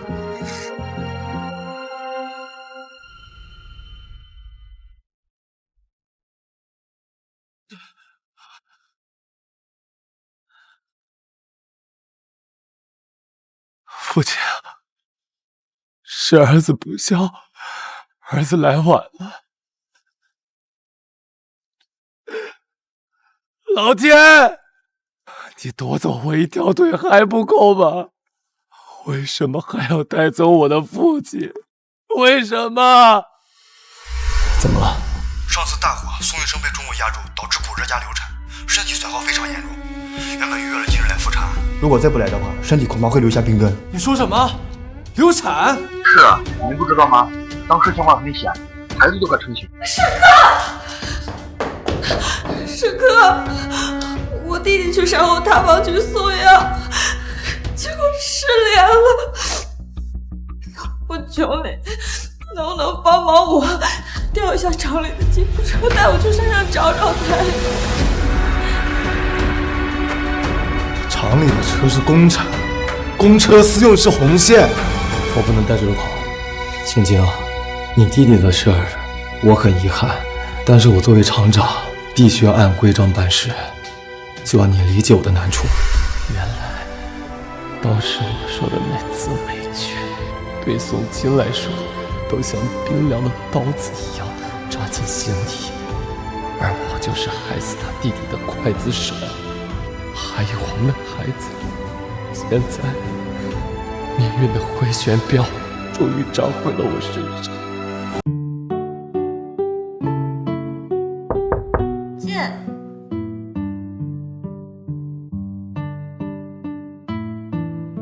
宋晴，你看这个。关于红星机械厂已故功勋技术员火灾事故真相的复查报告。我猜这个老林工是林万秋的父亲吧？真没想到他是这样的人。经查证，事故真实原因系林某违规在值班室饮酒，导致明火引燃易燃物。其冲入火场并非抢救设备，而是为了取回其长期窃取并私藏的厂矿废铜物资。多讽刺啊！李晚秋一直拿他爸当免死金牌，这么多年在厂里飞扬跋扈，没想到这个免死金牌是假的。啊，还有林晚秋的事，你看最底下。播音员林晚秋因涉嫌非法挪用公用物资、勾结投机商倒卖国家财产，并蓄意伪造证据，诬告陷害他人，已被公安机关正式批准逮捕。这报纸哪儿来的？是收发室送过来的，说专门有人发给外科进修组，宋医生亲戚特意为你看的。处理掉吧，和医疗费用一起分上。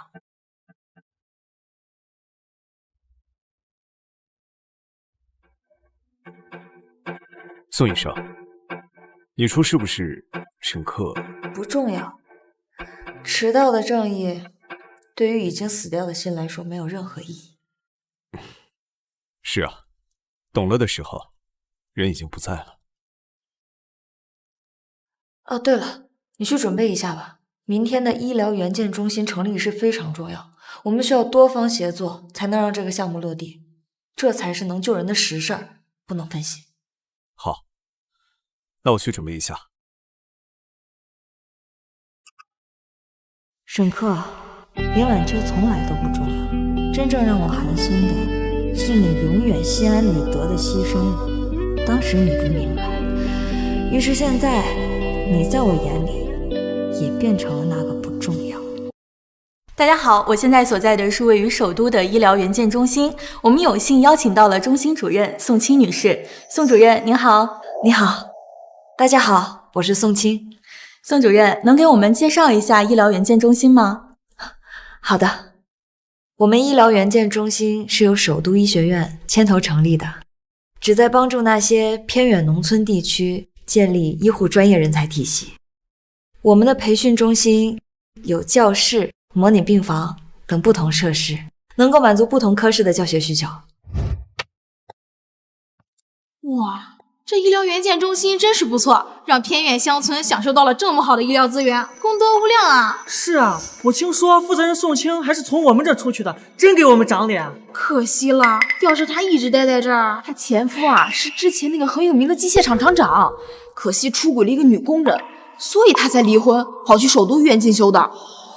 我要是他前夫啊，现在该后悔了。可别做梦了，宋医生不仅人漂亮，还有才华，咋能看上你啊？宋清，当年那份报纸你看到了吗？听了宋主任的介绍，相信大家对医疗援建中心有了很多期待。那么宋主任，是什么启发您去牵头成立了这个援建中心的呢？是我的父亲，他曾经也是一名乡村医生。您的父亲？他已经去世了。小的时候呢，我父亲经常带我进山给村民们看病。当时有一位妇女难产，我父亲在非常简陋的环境下挽救了那位妇女和新生儿的生命。他当时就对我说，这就是我们为什么要当医生。所以我现在做的不过就是沿着我父亲没走完的路继续前行。原来是女承父业，看来平凡中也能孕育伟大，相信您的父亲也会为您感到骄傲。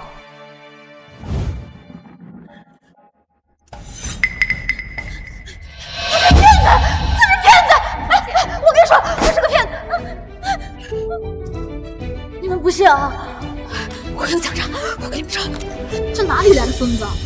好像是之前机械厂的女播音员，之前还挺有名的，不知怎么的疯了。还不是他拿他父亲的奖到处招摇撞骗，要特殊待遇，结果因为那个奖是假的，他自己也被立案调查丢了工作，现在这样，唉。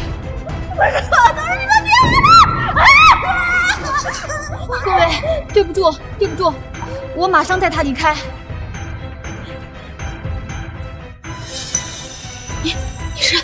你是沈克？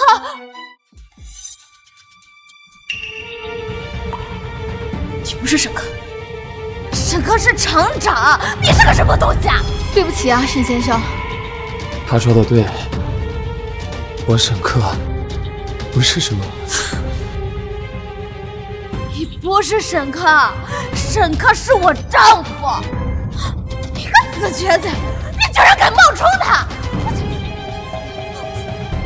林小姐，她最近忘记了很多事情，情绪也不太稳定。今天是受了刺激，还请您不要往心里去。死瘸子，臭乞丐！沈克可是我们厂厂长，你敢冒充他？我要告你！我要告到组织，我要告组织，得了我同学。对，我现在就是个死瘸子。林晚秋心里记着的是沈厂长，跟我沈克本人没什么关系。死瘸子，你个臭乞丐！我告诉你，你不是沈克，你不要在这骗我！抱歉，我马上带他走。你们不能骗我！我告诉你，沈克是厂长，我是厂长。而我竟愚蠢到因为这样一个女人失去了一切。不知不觉，我们的采访就要进入尾声了。宋主任，我能否在最后问您一个问题？可以啊，不过请不要问我的个人经历和情感问题。没问题，宋主任。我想问的是，您觉得一个人要有多坚强，才能在这样的领域坚持几十年？这不是坚强，是选择。选择把目光放在那些未来还能改变的事情上，而那些失去的，就让它过去，不要再回头看。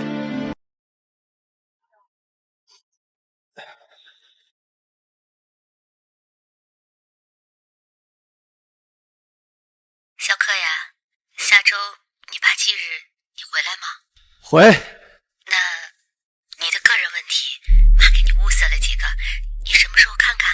不要再想着宋清了，人家现在和你不是一个人了。妈，我这边还有些事儿，先挂了啊。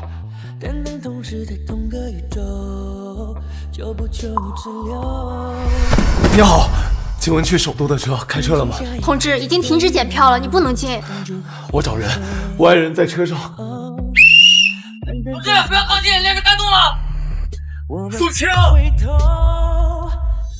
宋清，你再也不会回来了，而我再也不配站在你的身边。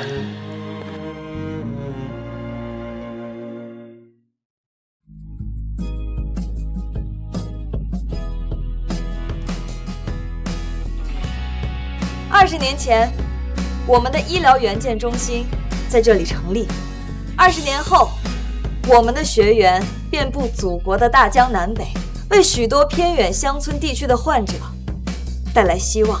而今天，你们作为本中心的第10批学员，从这里顺利毕业，回到自己的家乡，继续发光发热。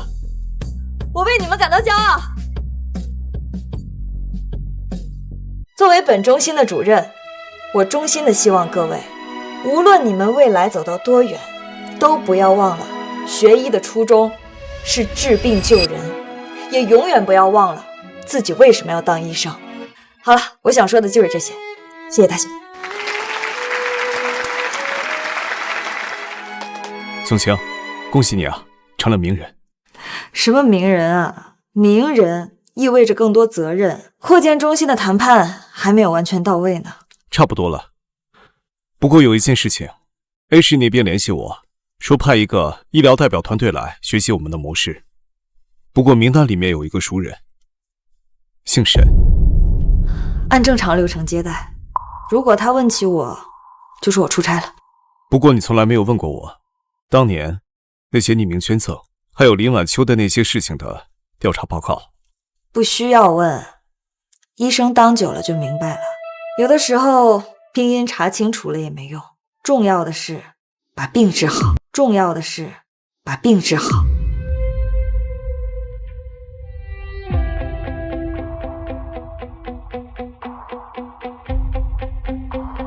竟把病治好的医生。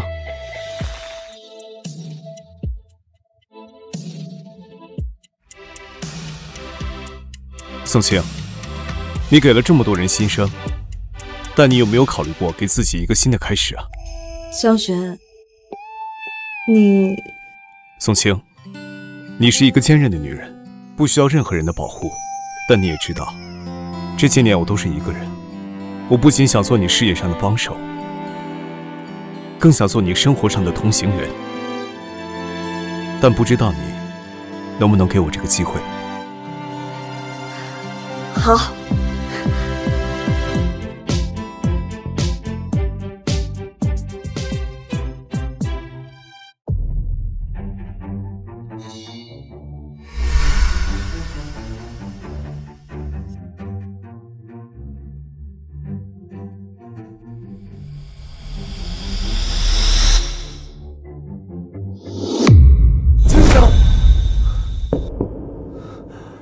宋清，这么多年，我反反复复梦见这个场景，可回头的人从来都不是你。我这一辈子还能再见你一面吗？哪怕是在梦里。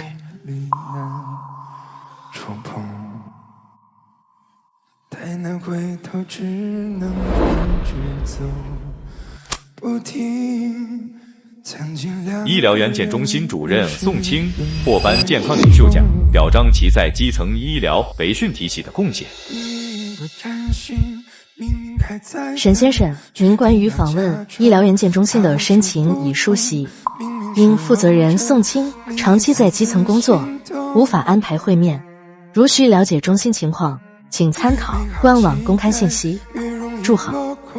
承认我不配，反倒更轻松。有些爱与毒，只有自己才懂。时光洪流中，这份爱多渺小，一放手就消散掉。我知道我难以做到。